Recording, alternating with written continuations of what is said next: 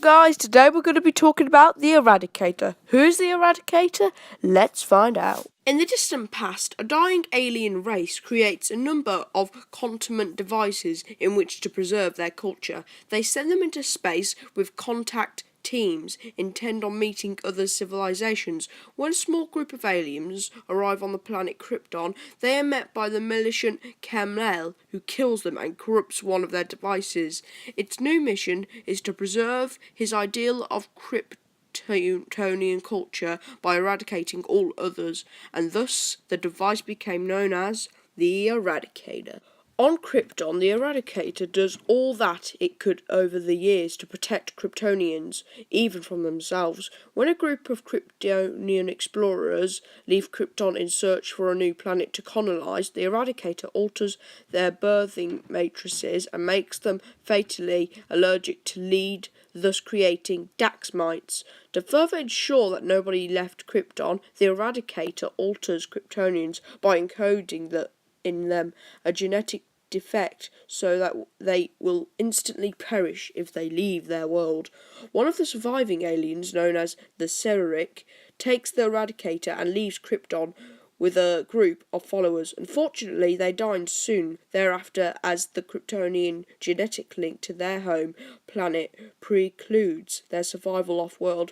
The Serric keeps the Eradicator for 200,000 years until he encounters Superman on Warworld.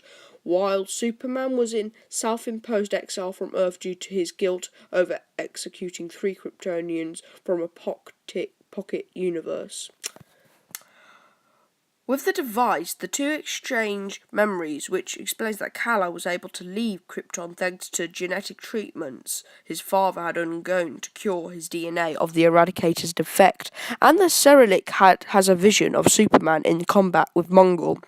The Serric wishes to save Superman's life, and the Eradicator transports Superman to the Serric's asteroid. The Serric notices that the device has changed to protect Krypton's sole survivor, and he and Superman used it to heal their wounds, both physical and spiritual.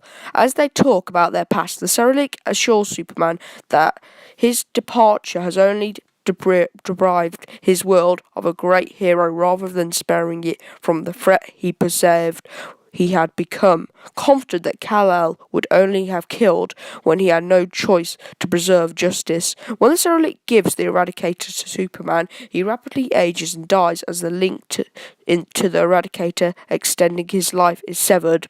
Superman marks the Serric's grave with his symbol and reflects the impact the Serric had on him.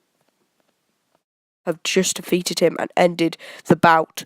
But when the Eradicator attempted to kill Jonathan Kent, Superman fought off its influence and hurled the Eradicator into the sun.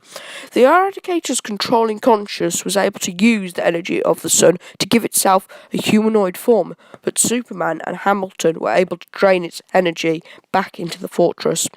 After Superman was killed by Doomsday, the fortress's robots reactivated the Eradicator's consciousness, driving it to steal Superman's body and take it to the fortress. With Superman's body as a template, the Eradicator was able to create a new humanoid form for itself based on Superman's own, but depend on Superman corpse to act as a battery for it. With Superman absorbing solar radiation, that was when the channeled into the Eradicator.